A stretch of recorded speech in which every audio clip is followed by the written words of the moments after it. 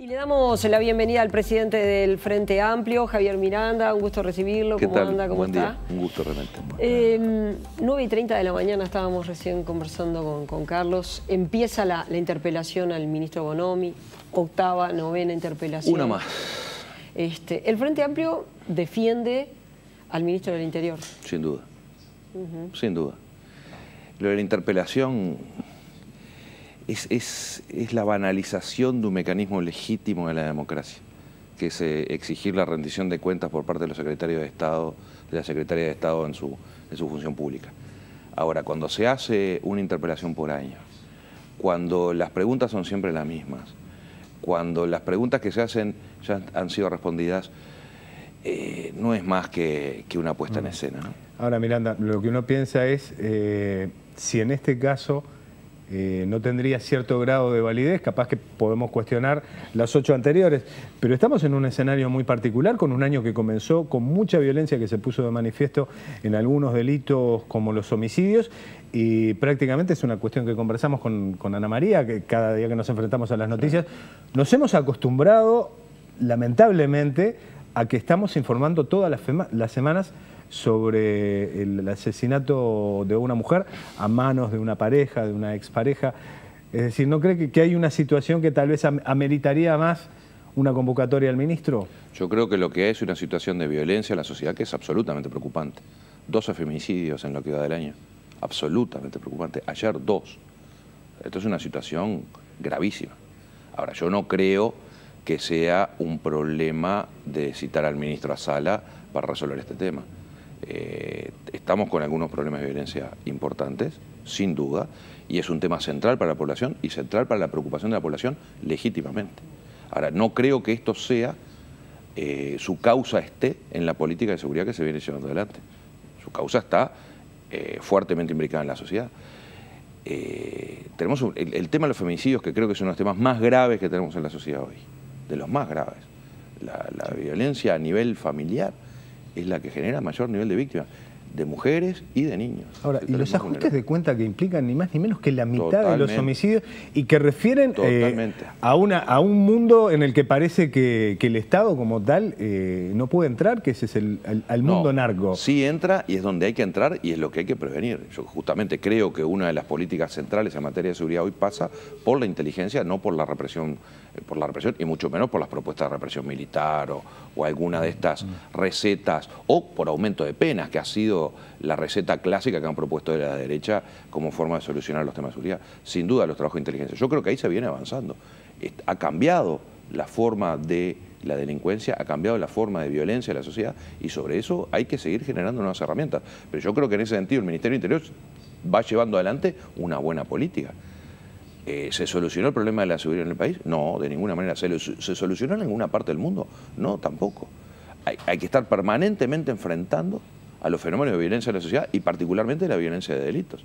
Pero acá tenemos otro montón de factores que no le resta responsabilidad a los equipos de gobierno en los ministerios del Interior, pero no le quita responsabilidad, quiere decir que exige nuevas políticas y mayor profundización en las políticas. Ahora, yo creo que la línea política general de seguridad en el país es una línea correcta, que hay que profundizarla. Seguramente. Mire la situación en Chuy. Una situación preocupante, realmente preocupante. Ahora, tenemos una realidad de tránsito de frontera donde del otro lado además tenía una situación de protección total por parte de las fuerzas de seguridad brasileñas. Lo pongo como ejemplo, no como única causa. ¿Sí? Los fenómenos de las violencias en las sociedades es uno de los temas centrales de las sociedades contemporáneas, donde todos deben participar. El Ministerio del Interior, sin duda, llevando adelante una política pública, pero también los medios, pero también la comunidad, y yo quiero reivindicar algunas experiencias de seguridad que llevaron adelante el gobierno del Frente Amplio acá, que tal vez habría que revisar y profundizar, por ejemplo, las mesas de convivencia y seguridad ciudadana. El problema de la seguridad es un problema policial, sin duda, pero no es exclusivamente policial. Tiene una dimensión comunitaria que es necesario estar analizando. Esto tiene que ver con iluminación en los distintos lugares. No quiero vecinos las políticas armados. Sociales. Bueno, las políticas sociales, sin duda. ¿Dónde hay los mayores niveles de violencia? Donde las sociedades son más desiguales. Las sociedades nórdicas de Europa, de Europa escandinava, no tienen los niveles de violencia que tenemos aquí. Pero porque son sociedades mucho menos desiguales. ¿Cómo se ubica el Frente Amplio cada vez que sucede diferencias entre lo que define el Poder Ejecutivo, el gobierno? ¿Cómo se juega con esos equilibrios? Lo pensaba, por ejemplo, en el caso de Lula. El gobierno tuvo un pronunciamiento de no intromisión ante el pronunciamiento de la justicia.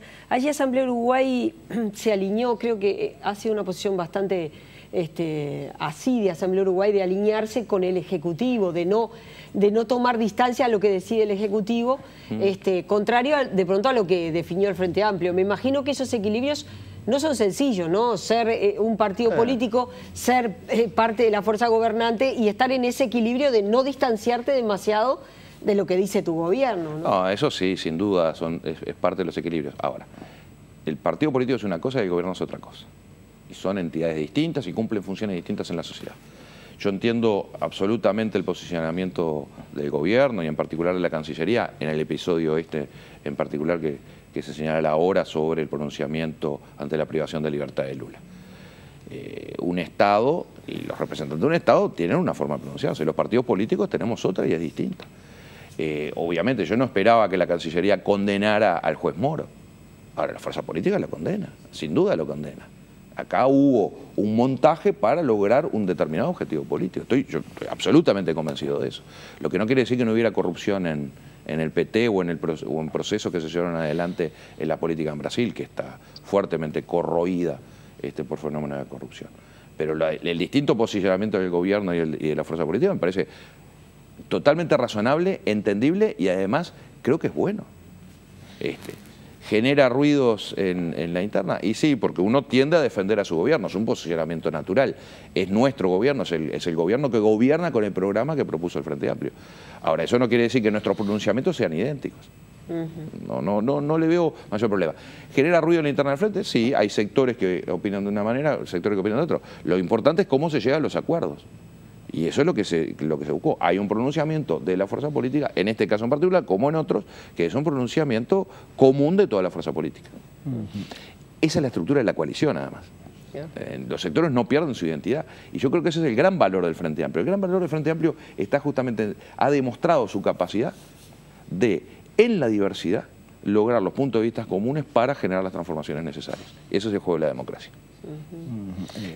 Me quedo pensando en cómo es una manera de evitar que el gobierno fagocite al partido. Pero claro. De la forma en que muchos colorados terminaron asumiendo que el ejercicio del gobierno conspiró contra el funcionamiento de esa colectividad política en particular. Y dice, bueno, el Frente Amplio como que tomó nota de esa situación. Pero, por ejemplo, hay temas en los que como que el Poder Ejecutivo pone, por ejemplo, cuando hablamos de inserción internacional y pone en manos de la fuerza política el definir si se firma una ampliación del acuerdo comercial con Chile, también demuestra que no necesariamente el gobierno es una cosa y el partido es otra. A ver, en el caso del acuerdo comercial con Chile, que está a discusión en el Poder Legislativo en este momento, el gobierno no puso en manos de la fuerza política esa decisión. El procedimiento de aprobación de tratados, de cualquier tratado, de los tratados comerciales, pero de cualquier tratado de acuerdo a la Constitución, pasa por una aprobación parlamentaria. Claro, pero no es el plenario de la fuerza política el que va a terminar definiendo. Pero eso no lo decidió el Poder Ejecutivo, eso lo decide la fuerza política.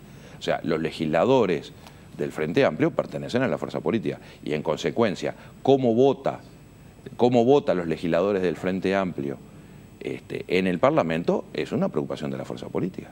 Lógicamente, no del Poder Ejecutivo. El Poder Ejecutivo lo que hizo fue suscribir el tratado como es su competencia de acuerdo al artículo 168 de la Constitución, lo envía al Parlamento y ahora está a discusión en el Parlamento.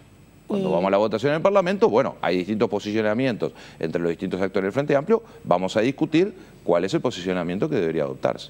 Se llegó a un acuerdo. Invitamos al vicecanciller Ariel Bergamino, pero específicamente para hablar de esto, y también a José Bayardi. Todavía se estaba en la negociación de cara al 28 de Estamos conversando abril. Porque realmente hay algunos actores dentro del Frente Amplio que entienden que el tratado no es un buen tratado, que tiene algunos problemas. Hay otros actores que entienden que no, que es un buen tratado, pero esto es parte de las discusiones democráticas necesarias. Yo hacía esta aclaración porque en el caso del TISA sí hubo un pedido expreso del Poder Ejecutivo de la Fuerza Política, pero en este caso no lo hubo. Yo creo que legítimamente la fuerza política se pone a discutir cuál es la mejor alternativa y, en consecuencia, cómo deberían votar nuestros legisladores. Esto es parte de la discusión. Miranda, el Frente Amplio vivió un proceso complejo, para muchos doloroso, en todo lo que tuvo que ver con el caso Sendik, y hoy por hoy, nuevamente, el Tribunal de Conducta Política toma de oficio la situación del senador Leonardo de León. Como presidente de la fuerza, ¿qué es lo que espera no repetir en esta circunstancia? Porque al parecer viene con acciones similares. Yo espero repetir el procedimiento institucional. Una aclaración inicial, y quiero ser muy enfático en esto. Toda persona es inocente hasta que hay una sentencia de condena firme que dice que es culpable. No invertir el principio de inocencia. Y soy enfático en esto porque creo que se nos ha instalado en la sociedad que basta que una persona sea procesada en la justicia o indagada, por decirlo de alguna manera, en un tribunal ético, en el Tribunal de Conducta Política en este caso, para ser culpable. De ninguna manera. Esas son las garantías del debido proceso frente a denuncias de presuntas comisiones de irregularidades que deben recorrer un camino institucional para resolver. Y eso es lo que se ha hecho. El hecho de que el Tribunal de Conducta Política haya tomado de oficio, como está dentro de su competencia de acuerdo al Estatuto del Frente Amplio, en la situación de denuncia planteada en relación a la actuación, no a la persona, sino a los actos del senador. Acá lo que se juzgan no son personas, son actos. ¿Sí? Que lo haya tomado de oficio, insisto, el tribunal de acuerdo a su competencia, no prejuzga sobre la responsabilidad, todo lo contrario. El senador de León es inocente. Es inocente hasta que haya una sentencia firme que diga lo contrario. Y hay que seguir el procedimiento del debido proceso, porque si no, los juicios se convierten y los juzgadores son las tapas de los diarios. Y yo no quiero esa sociedad, no quiero la sociedad de los linchamientos, quiero la sociedad de la institucionalidad. Por eso la institucionalidad jurisdiccional del Poder Judicial, para todos los casos, hasta que no haya una sentencia penal firme, nadie es responsable, por eso los caminos de los tribunales de conducta política. Y en el caso de Sendik, bueno, hay un pronunciamiento del fiscal, pero está en estudio de la jueza Beatriz Larrié, que se tiene que pronunciar, ¿no? Absolutamente. En materia penal, el ex vicepresidente Sendik es inocente. ¿Por qué? Porque no hay ninguna sentencia de condena firme que así lo diga. Y no podemos juzgar al grito por publicaciones. Insisto, el principio de inocencia es una garantía para todos nosotros. Si no, mañana nos publican en la tapa, fulano de tal robó, y soy culpable porque me publicaron en la tapa de un diario. Acá hay una inversión en esta sociedad del espectáculo, en esta civilización del espectáculo. El maravilloso libro de Vargas Llosa, el maravilloso título de Vargas Llosa. Hay una inversión de las cargas. Yo quiero reivindicar el principio de inocencia. Y si mañana hay una sentencia de condena, diré, es culpable. Pero por los caminos institucionales, no por el olfatito o por la denuncia bravucona. Porque esto es lo que estamos asistiendo. Este es el circo de la Comisión Investigadora sobre ACE, que día tras día nos dicen corrupción acá, corrupción allá. Vamos a la justicia. Es más, dejémonos embromar con esta comisión investigadora que ya está anunciando que va a mandar todos los antecedentes de la justicia. Si yo estoy condenado de antemano, ¿para qué me lleva la comisión investigadora? Vamos derecho al juzgado, déjese embromar. Pero no me monte este circo, que en definitiva, una vez más, es la utilización espuria de mecanismos legítimos de la democracia, que son las comisiones investigadoras. En el caso de la situación de la educación y la salida de la directora general de secundaria, trascendió que antes de irse en su licencia, Celsa Puente había conversado con usted y había planteado que ella sentía que iba a ser destituida de su cargo. Bueno, yo conversé con Celsa Puente, con quien tengo la mejor relación, y no de ahora, de mucho tiempo. Cuando era director de Derechos Humanos, trabajamos muchísimo con Celsa en los procesos de incorporación de la dimensión de Derechos Humanos, colaboró muchísimo con la Dirección de Derechos Humanos del Ministerio de Educación y luego con la Secretaría de Derechos Humanos de Presidencia. Tengo la mejor opinión de Celsa Puente. Poco tiempo antes de la Semana de Turismo estuvimos dialogando, ella me planteó las dificultades que estaba viendo en el relacionamiento del CODICEN. Escuché con atención, desde luego, una persona que le tengo enorme confianza y estaba al tanto de cómo se venía procesando la situación. Ahora, el CODICEN toma una decisión que está dentro de sus competencias, porque estos son cargos políticos. Acá la conducción es una conducción política. No puedo decir más que eso, más que decir que tengo la mejor opinión de la directora de secundaria, pero entiendo que los procedimientos de conducción política de un ente autónomo, como es el caso de la ANEP, las toma el CODICEN y bueno, y tomó dentro de sus competencias la decisión que entendió que debía tomar. Veo que está siempre sobre la mesa en el debate cuestiones que están sobre todo vinculadas con el poder de las decisiones, sí, claro, ¿no? Digo, es decir, secundaria es un consejo desconcentrado, toma decisiones, claro, pero evidentemente el CODICEN reclama para sí esa rectoría de las decisiones, se podría decir así, ¿no? Sí, son las tensiones que hay en cualquier conducción de grupos humanos. Yo insisto, creo que no quiero minimizar la situación, yo creo que es una situación relevante, importante, pero creo que está dentro de la lógica de funcionamiento de los órganos colectivos. Y un consejo directivo, evidentemente, incide sobre los desconcentrados. Los grados de autonomía de los desconcentrados siempre están en debate. Ahora, tenemos que intentar llevar adelante una política unificada en toda la educación lo más firmemente posible.